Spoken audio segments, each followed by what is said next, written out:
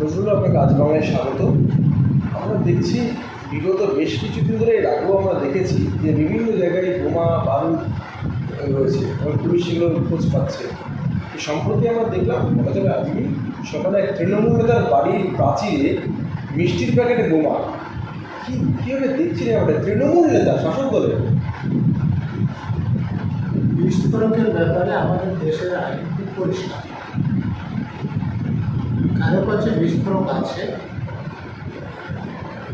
এবং সেটা ল্যাব পরীক্ষা করে বলছে যে বিস্ফোরক, তাহলে তার সাজা হবে। মানে কোনো প্রমাণ লাগবে হয়তো পুলিশ যদি চায় তাহলে কোনো লোক বিস্ফোরক রাখতে পারবে না। এই যে এত বিস্ফোরক বেশি দেখা যাচ্ছে, পুলিশ যারা বিস্ফোরক রাখছে তাদের বিরুদ্ধে ব্যবস্থা নিচ্ছে না।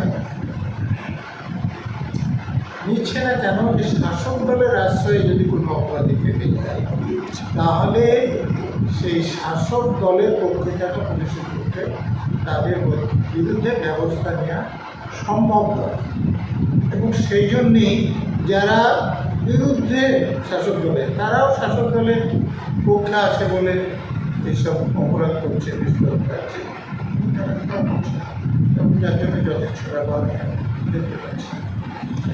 এখানে কি তুমি নিরাপত্তার অভাব বোধ করছে এরকম কিছু কি নিজে থেকেই করছে বা সাধারণ কোনো ঘটনা? কারণ তৃণমূল নেতার বাড়িতে এইসব ঘটনা অস্বাভাবিক।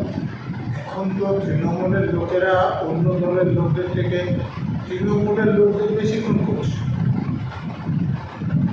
মালদা শহরে যিনি কাউন্সিলর খুন হলেন তিনি তো তৃণমূলে ছিলেন, আর তার সেই খুনের জন্য যাকে ধরা হলো তিনি জেলার সহসভাপতি। তো তারা তৃণমূলের লোক তৃণমূল খুন করছে। আবার কালিয়াচকে এই যে দেখলেন যে তৃণমূলের লোককে গুলি করছে, গিয়ে দেখলে মারছে। এই কদিন আগে পূর্ব বর্ধমানে একটা মামলা শুনলাম যে তৃণমূল নেতার বাবাকে খুনের চেষ্টা হয়েছিল, তাতে যারা দোষী সাব্যস্ত হয়েছে তারাও তৃণমূলের। এই যে আপনারা আমাদের দক্ষিণ চব্বিশ পরগনায় দেখছেন যে একটা জায়গায় কারখানায় কে মাল সরবরাহ করছে, বলে যে গুলি চলছে, বোমা চলছে, তৃণমূলের। তো অতএব তৃণমূলের লোকদের আশ্রয়েই অপরাধীরা বেশি আছে এবং এক তৃণমূলের নেতা অন্য তৃণমূলের নেতার বিরুদ্ধেই অপরাধীদের ব্যবহার করছে। আর একটা বিষয়, যাদবপুরে সম্প্রতি যে ঘটনা ঘটেছিল, যে ঘটনা শিক্ষামন্ত্রীর আসলে কেন্দ্র করে, তারপরেও বিভিন্ন কলেজ এবং বিশ্ববিদ্যালয়ে সেই অবস্থা কিন্তু এখনো দাঁড়িয়ে রয়েছে। আমরা দেখলাম জোড়াসাঁকো ক্যাম্পাসে আবার সেই টিএমসিপি বিক্ষোভ করছে, কারণ যে ভিসি, নতুন ভিসি করা হচ্ছে তার আটকে করা হচ্ছে। বারবার কেন সেই শিক্ষাঙ্গনকে আটকানো এরকম করা হচ্ছে এবং সেটা অভিযোগের তীর হচ্ছে টিএমসিপির বিরুদ্ধে, শাসক দলের ছাত্র সংগঠন। এভাবে ছাত্রের সঙ্গে ছাত্রদের সম্পর্ক হচ্ছে না।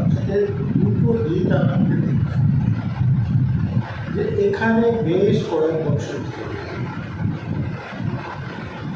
এই কলেজ বিশ্ববিদ্যালয়গুলো রাজনীতির একটা আড্ডা হয়েছে। রাজনীতি সচেতন হওয়া এক জিনিস, আর রাজনীতির ব্যবসা আর এক জিনিস। তো ধরুন সেখানে সংগঠনের নামে যে কোনোভাবে পিছনের দরজা দিয়ে এসে যাদবপুর ইউনিভার্সিটি গণ্ডগোল কী জন্য করছে? যে সেখানে যে ছাত্রদের যেটা দাবি ছিল যে ছাত্র সংসদের ভোটটা করতে হবে, ওনার জন্য ভোট করলে যে ক্ষমতায় আসবে তারা সংসদ পরিচালনা করবে। তো সেখানে ভোট না করে পিছনের দরজা দিয়ে কেউ এসে সেই কাজগুলো করছে। তো সেখানে আরও একটা দিকে আপনাদের যে প্রাপ্ত বসু সেখানে গিয়েছে, তিনি শিক্ষামন্ত্রী, এটা কিন্তু তিনি শাসক দলের নেতা। তিনি সেই বিশ্ববিদ্যালয়ের শাসকদের যে শিক্ষকদের সংগঠন আছে সেই অনুষ্ঠানে গিয়েছে এবং তিনি সেই লোক যিনি এই যে নিয়োগ দুর্নীতিতে যাদের টাকা নিয়ে নিয়োগ করা হয়েছে তাদের চাকরিগুলো বাঁচানোর জন্যে বেশি পদ সৃষ্টি করে এসএসসিকে দিয়ে হাইকোর্টে এফিডেভিট করিয়েছিলেন যাতে করে বেশি পদ সৃষ্টি করে এই বেআইনিভাবে চাকরি কেনার লোকদের চাকরিটা বেঁচে যায়। সুপারনুমেরি পোস্ট। তো এটা খুব সৎ কাজ। তিনি সেই ব্যক্তি যাকে আমরা বলতে দেখেছি টিভি চ্যানেলে যে তৃণমূল কর্মী চাকরি হবে, কোথায় হবে, কবে হবে আর কোন হবে, কিন্তু হয়েছে খুব ভালো। কিন্তু সংবিধানের নামে সব ঠিক আছে, কিন্তু শুধু তৃণমূলের মন্ত্রী না। তো সংবিধানের নামে সবটা একটু বলা যায় যে একটা নির্দিষ্ট রাজনৈতিক দল বলতে চাকরি হবে, সে দল না বলে কত পরিচয়, সে দল না পরিচয় পাওয়া। তো তার যে ভাবমূর্তি সেটা তো স্বচ্ছ না, অস্বচ্ছ। তারপরেও আমি বলবো, আমি যদি তার জায়গায় যাই, তো যারা নির্বাচন চাইছে তাদেরকে বললাম যে আপনারা নির্বাচন চাইছেন, এতদিনের মধ্যে হবে, অথবা দেখুন এই এই অসুবিধা আছে তার জন্য এখন নির্বাচন করা যাচ্ছে। তো তিনি তার গাড়ির সামনে দাঁড়িয়ে আছে, তিনি গাড়ি চালিয়ে চলে যাচ্ছেন, এরকম ঘটনা তো অন্য রাজ্যে একটা হয়েছিল।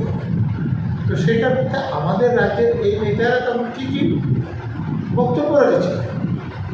তো যে কাজকে তারা অন্যায় বলে ইতিমধ্যে যথেষ্ট প্রচার করেছে, সেই কাজ যদি তারা করেন তাহলে কী হবে? তারপর থেকে যেটা বড় কথা